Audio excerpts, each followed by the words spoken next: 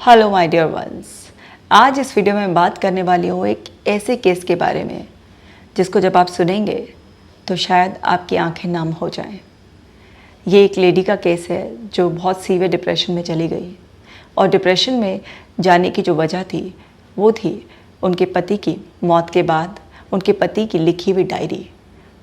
उनके पति की मौत के बाद उनको जो दुख हुआ सो हुआ, क्योंकि एक ऐसा दुख है जिसे शब्दों में बयान नहीं किया जा सकता। लेकिन उससे भी गहरा दुख उन्हें तब पहुंचा जब उन्होंने अपने पति की लिखी हुई डायरी पढ़ी। लेकिन जब तक बहुत देर हो चुकी थी, वो जा चुके थे और अब कुछ भी नहीं किया जा सकता था। तो एक पछतावा उनके अंदर घर कर गया और वही सोच सोच के उस पछतावे की आग में वो जलती रही और डिप्रेशन का शिकार हो गई। मैं इस केस को आपको पूरा समझाऊंगी ताकि आपको सीख मिल सके और आप समय रहते अपनों का खास ख्याल रख सकें, ताकि आपके जीवन में कभी डिप्रेशन आपको छू भी ना पाए। ये एक 43 साल की महिला है। बहुत ही यंग एज में इनके हस्बैंड की डेथ हो गई। अब इनके हस्बैंड की डेथ इसलिए हो गई क्योंकि उनको बचपन से ही एक बीमारी थी। वो अपना खास ख्याल रखते थे, लेकिन फिर भी उम्र की एक समय सीमा होती है। तो घर वालों को काफ़ी पिछले 4-5 साल से ये माइंडसेट हो ही रहा था कि ये तो छोड़कर जाएंगे ही। अब वो 43 साल की और उनके हस्बैंड 46 साल के थे। 46 साल की छोटी सी उम्र में अगर आपका पार्टनर आपको छोड़कर चला जाए तो ये एक बहुत गहरा दुख होता है। तो वो बहुत ज़्यादा गहरे दुख में थी ही, लेकिन वो धीरे धीरे उससे उभर रही थी। उनको तकरीबन 2 महीने बाद साफ़ सफाई करते हुए अपने पति की लिखी हुई एक डायरी मिल गई। वो इन 2 महीने में लगभग जितना पति की मौत से उभर रही थी, अपने आप को संभाल रही थी, उससे भी गहरा दुख उनके जीवन में एकदम आ गया। क्योंकि उन्होंने अपने पति की डायरी में पढ़ा कि मेरी पत्नी बहुत अच्छी है, लेकिन वो घर के कामों में इतना व्यस्त रखती है कि मुझे समय नहीं दे पाती है।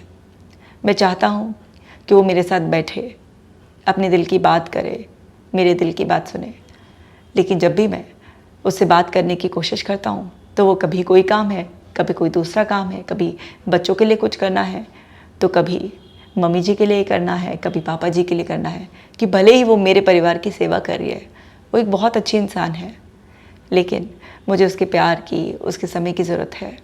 वो जिम्मेदारियों में इतना खो गई है कि वो भूल गई है कि जिम्मेदारियों के अलावा हमें एक दूसरे का साथ, भावनात्मक अभिव्यक्ति, ये सब चीज़ चाहिए होती है।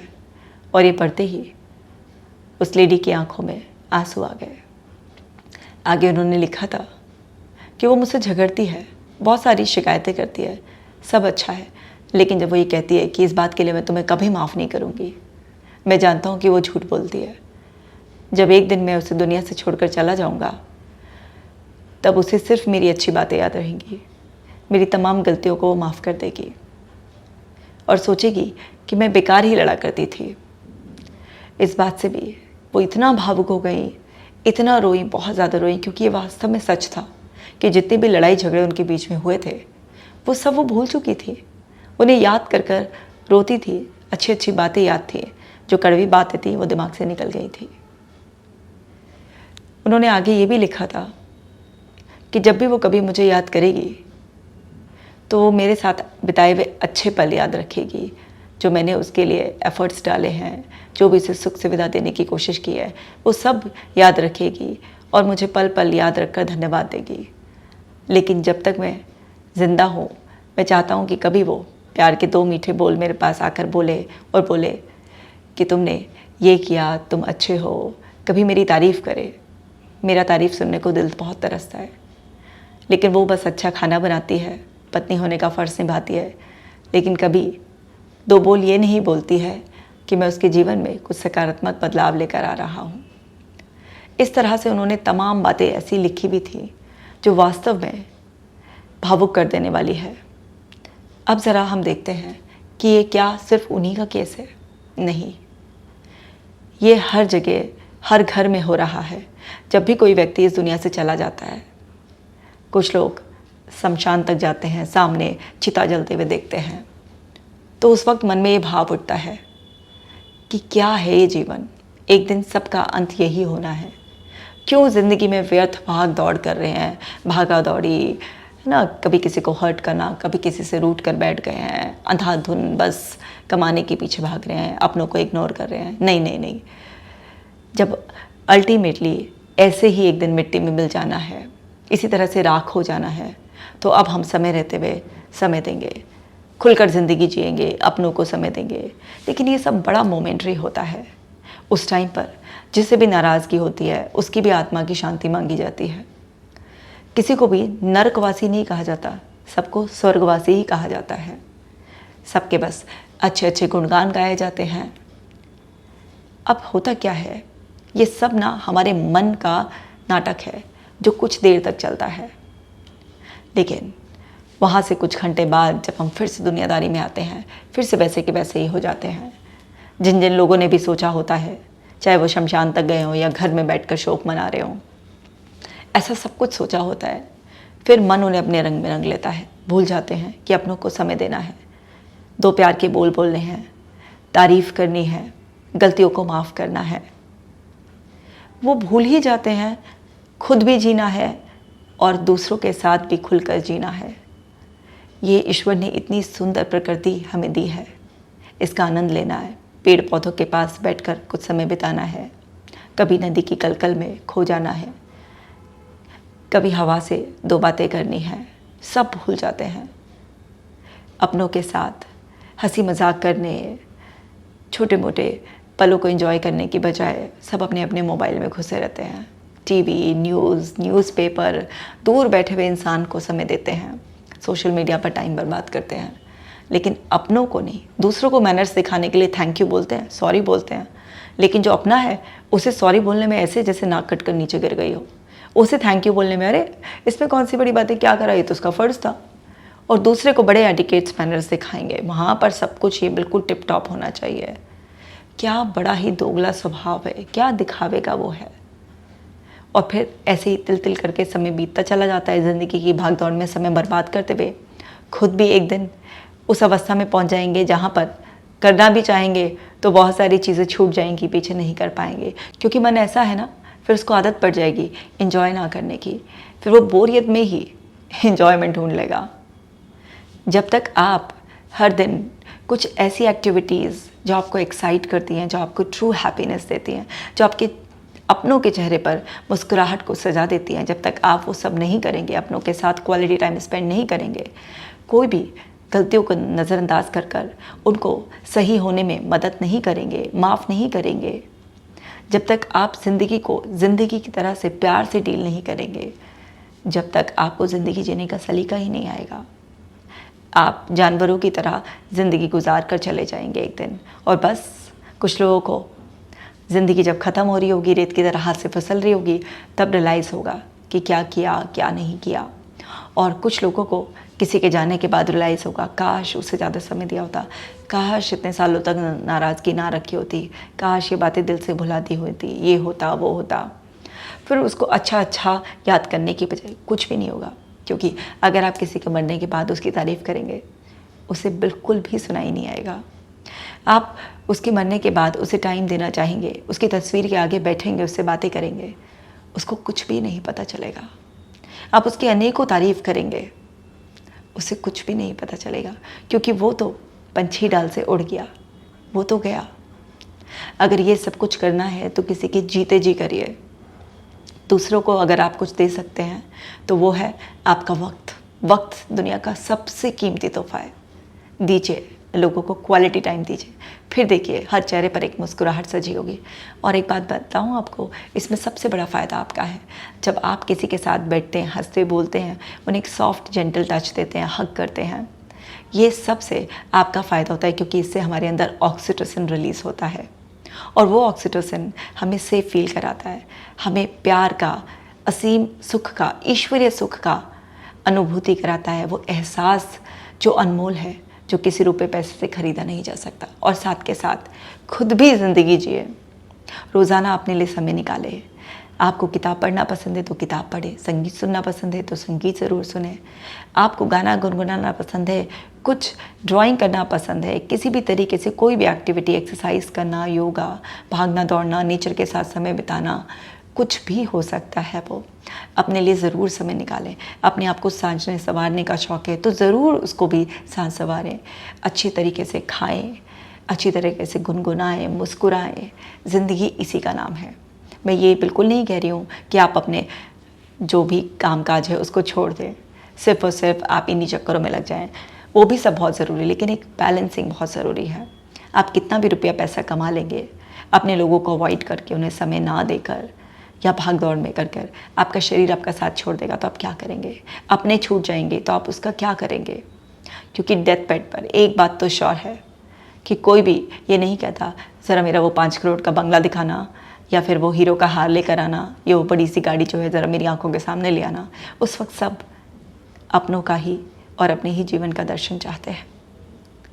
आपको समझना होगा कि जीवन में बड़ा लक्ष्य होना, रुपये पैसा कमाना, मान सम्मान कमाना, सामाजिक स्तर पर प्रतिष्ठा को हासिल करना, ये सब भी जीवन का एक हिस्सा है। लेकिन सबसे जो अनमोल हिस्सा है वो है आपकी वास्तविक खुशी, ज़िंदगी को जीने का आनंद लेना। हम कितने भाग्यशाली हैं कि हमें मानव देह मिली है, और हम जो जीवात्मा इस मानव देह में रहते हैं वो इन सब चीज़ों की अनुभूति कर सकते हैं। ये मनुष्य जीवन ही एक ऐसा जीवन है जिसमें हम अनेकों रंगों का इस्तेमाल करते हैं। ये वो रंग नहीं है कि लाल पीला काला नीला, ये वो रंग है, ये वो शेड्स हैं लाइफ के जिसमें हम सुख की अनुभूति, कभी कभी दुख की अनुभूति भी करते हैं, कभी कभी मिला जुला अनुभव भी करते हैं, कभी प्रकृति से एक हो जाते हैं तो कभी अपने किसी से एक हो जाते हैं। इसमें ही हमें इतनी असीम शांति का अनुभव हो सकता है। और वास्तव में जब आप ये सब कुछ एक बैलेंसिंग में करने लगेंगे तो आप वास्तव में महसूस करेंगे कि धरती ही आपके लिए स्वर्ग बन गई है, और आपके अंदर जो परम पिता का अंश है आपका उनसे मिलन हो गया है। उनसे मिलन की चाहत में आपको 2 घंटे मंदिर में देने की कोई ज़रूरत नहीं है। वहाँ पर बैठकर सिर्फ कोई नाम जप करने की ज़रूरत नहीं है। आप अगर अपने जीवन का हर पल अच्छी तरीके से आनंद के साथ जी रहे हैं, आप अच्छा सोचते हैं, अच्छे काम करते हैं, सबको स्नेह देते हैं, अच्छा लोगों के बारे में सोचते हैं, तो ये भी ईश्वर की ही भक्ति है। अगर आप अपना हर काम अच्छी तरीके से ईमानदारी से करते हैं तो ये भी ईश्वर की भक्ति ही है। और वास्तव में कहीं और इस दुनिया से परे स्वर्ग नर्क जो कि अनदेखा है, उसके चक्कर में पड़ने की बजाय आप धरती पर ही अपने जीवन को स्वर्ग बना सकते हैं। ये सब आपके हाथ में है। तो ये जो केस मेरे सामने आया जिसमें उन्होंने अपने हस्बैंड की 2 महीने बाद डायरी पढ़ी, और वो बहुत ही ज़्यादा, इतना ज़्यादा दुखी हो गई इस बात से, उनको इतनी ग्लानि हुई कि वास्तविकता में उन्होंने कभी अपने हस्बैंड की ना कोई तारीफ़ करी, ना उन्हें ढंग से समय दिया। हाँ, पत्नी होने का फ़र्ज़ निभाती रही, परिवार में इतना उलझी रही, लेकिन कभी भी उन्होंने साथ नहीं। उसके बाद उन्हें याद आया कि किस तरीके से उनके पति कितने अच्छे थे। वो रोज़ उनसे पूछते थे कि सुबह मेरे साथ वॉक पर चलना है, क्योंकि वो वॉक पर जाते थे। उन्हें पहले से ही पता था कि मेरी इस प्रॉब्लम की वजह से मेरे को अपनी हेल्थ अच्छी रखनी है, तो वो उनका बहुत अच्छा रूटीन था। रोज़ाना वॉक पर जाते थे, एक्सरसाइज करते थे। तो वो रोज़ पूछते थे अपनी पत्नी से, चलो मेरे साथ वॉक पर चलो, दोनों में कुछ बातें हो जाएंगी। लेकिन उनकी पत्नी रात में देर से सोई थी, मैं बहुत थकी हुई हूँ, बच्चों का ये करना है, मम्मी जी का ये करना है। उस चक्कर में वो कभी उनके साथ वॉक पर नहीं जाती थी। वो कभी अपने ऑफिस से आकर उनसे बोलते थे आओ बैठ कर साथ में चाय पियो, तो वो चाय पकड़ा कर चली जाती थी। तो बोलती मुझे बहुत काम है, अब मैं तुम्हारे साथ बैठ के चाय पीऊँगी, कुछ नहीं, रात को बात करेंगे। रात को बात करने की वो आती थी तो अब मैं थक रही हूँ, मुझे सोना है। तो उन्हें एक एक करके छोटी छोटी बातें याद आ रही थी कि मेरे हस्बैंड कितने अच्छे थे, कितना खुद भी ज़िंदगी जीने में विश्वास रखते थे। उन्होंने कभी मुझे किसी चीज़ के लिए रोक टोक नहीं की, हमेशा एक पत्नी के रूप में, एक दोस्त के रूप में भी मान सम्मान दिया, हर तरीके से सब कुछ वो किया। लेकिन मैं इतना उलझ गई ज़िंदगी में, दुनिया में, कि मैं भूल ही गई कि मुझे अपने सबसे प्रिय व्यक्ति को, जो मेरे जीवन में सबसे करीब है, उसे क्वालिटी टाइम देना है। उसकी क्या ज़रूरत है? बार बार वो मुझसे कहते थे, उन्हें इतने इंसिडेंट से याद आ रहे थे कि वो कितना ये बार बार बोलते थे कि मुझे तुम्हारा समय चाहिए, मेरे साथ बैठो, तो प्यार के बोल बोलो। वो सब ऐसा लग रहा था कि जैसे उनके हस्बैंड की आवाज़ें उनके दिमाग में इस पूरी तरीके से गूंज रही थी और उन्हें कचोट रही थी अंतरात्मा तक कि कितनी बड़ी गलती हो गई। और वो पछता रही थी और रो रो के फूट फूट के कह रही थी कि काश कुछ भी ऐसा हो जाए कि सिर्फ एक बार भी, अंतिम बार भी अगर मेरी उनसे मुलाकात हो जाए तो मैं उन्हें बताऊं कि वो कितने अच्छे थे, कि मैं उन्हें कितना प्यार करती थी, उनके साथ कितने लम्हे जीना चाहती थी। लेकिन अब कुछ भी नहीं हो सकता, कुछ भी नहीं हो सकता था। तो वो इस वजह से डिप्रेशन में चली गई।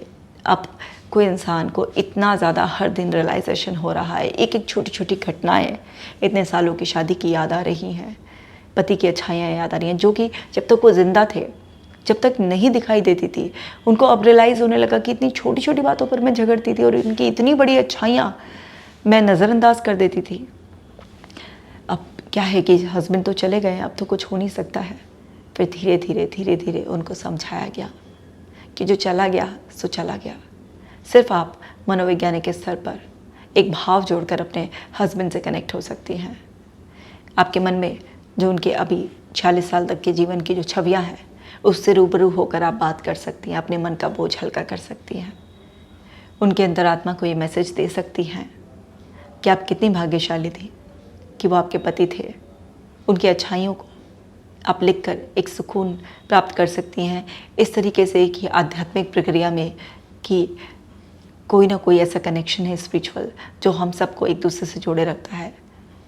अब वास्तविकता में ये मैसेज उन तक पहुंचेगा या नहीं पहुंचेगा ये तो कहा नहीं जा सकता, लेकिन इससे मन को शांति ज़रूर मिलती है कि अगर आप अपने मन के भाव से, कल्पना के स्तर पर उनसे कनेक्ट होकर उनको मैसेज देंगी तो आपके दिल को सुकून मिलेगा और आपको ये बोझ उतारने का मौका मिलेगा। और जो उनकी प्यारी सी निशानियाँ, 2 बच्चे आपके पास हैं, आप उनको भरपूर समय दीजिए, क्योंकि उन्होंने कहा कि यही गलती जो मैं पति के साथ कर रही थी, यही गलती मैं अपने बच्चों के भी साथ कर रही हूँ। जब भी मेरे बच्चे मेरे साथ समय बिताना चाहते हैं तो कभी मैं टीवी देखने लग जाती हूँ, कभी फ़ोन का इस्तेमाल करने लग जाती हूँ, कभी सो जाती हूँ। कि मुझे अपनी गलती का एहसास हो गया है कि अब मैं अपने दोनों बच्चों को समय दूँगी। सास ससुर का भी वो सिर्फ काम करती थी, काम करने के अलावा अब उनको समझाया गया कि आप उनको समय दीजिए, क्योंकि वो भी बहुत गहरे दुख से गुजर रहे हैं। किसी माता पिता के सामने उसका जवान बेटा चला जाए तो इससे और गहरा क्या दुख हो सकता है। पूरे ही परिवार के लिए एक बहुत बड़ा सदमा है। तो इस तरीके से उनको रियलाइज़ करा के सब्र दिलाया गया। सम्मोहन अवस्था में ले जाकर उनके अंदर से गहरा दुख जो था, जुगलाने की भावना थी, वो निकाली गई है। और धीरे धीरे उनको सब्र आया और उनको समझ में आया कि ये सब जीते जी ही गलतियों को सुधारा जा सकता है। ये व्यक्ति दुनिया से चला जाए, उसके बाद पछतावे के अलावा और कुछ नहीं हो सकता। तो ये केस हमें बहुत बड़ी सीख देता है कि हमें वक्त रहते अपनों के साथ बहुत ही खूबसूरत लम्हे गुजारने चाहिए, अपने लिए भी जीना चाहिए और दूसरों के साथ भी, जो हमारे अपने हैं उनके साथ भी समय बिताना चाहिए। उनकी छोटी बड़ी गलतियां माफ़ कर देनी चाहिए, उनको प्यार से गले लगा लेना चाहिए, उनको बताना चाहिए वो कितने महत्वपूर्ण हैं, कितने खास हैं हमारे जीवन में। वास्तव में यही मनुष्य जीवन का आनंद है और यही ईश्वर की प्राप्ति है, यही सच्चा प्रेम है। उम्मीद करती हूँ कि मुझे भी इस केस से बहुत कुछ सीखने के लिए मिला, क्योंकि कई बार बिज़ी होने के बाद आप छोटी बड़ी ज़रूरतों को अवॉइड कर देते हो, कई बार अपने शरीर को आराम नहीं देते हो, कई बार आप कुछ छोटी सी चीज़ें ऐसे होती, किसी की ज़रूरत होती है, अवॉइड कर देते हो। हम सभी इंसान हैं, हम सभी से गलती हो जाती है। सो मैंने भी जो छोटी मोटी गलतियाँ हो रही थी उससे बहुत बड़ी सी सीख ले ली है और डिसाइड किया है अपने जीवन में कि सबसे महत्वपूर्ण है जीवन को जीना, अपनों को समय देना। ये सब चीज़ें, काम, सब चीज़ें बहुत ज़रूरी हैं, लेकिन उसके साथ साथ इस अनमोल जीवन का आनंद लेना बहुत ज़्यादा ज़रूरी है, क्योंकि इससे परम शांति मिलती है। सो मैं पहले से ही एक शांत जीव हूँ, लेकिन इसके बाद अब मेरे अंदर और ज़्यादा शांति का अनुभव मैंने किया है। उम्मीद करती हूँ कि आप भी सीख लेंगे और आज से ही अपने साथ और अपनों के साथ खास पल बिताएंगे और ज़िंदगी का हर लम्हा खुशहाली से जिएंगे और धरती पर ही अपने लिए स्वर्ग बना लेंगे। मिलती हूँ आपसे नेक्स्ट वीडियो में। आप अपना खास ख्याल रखिएगा।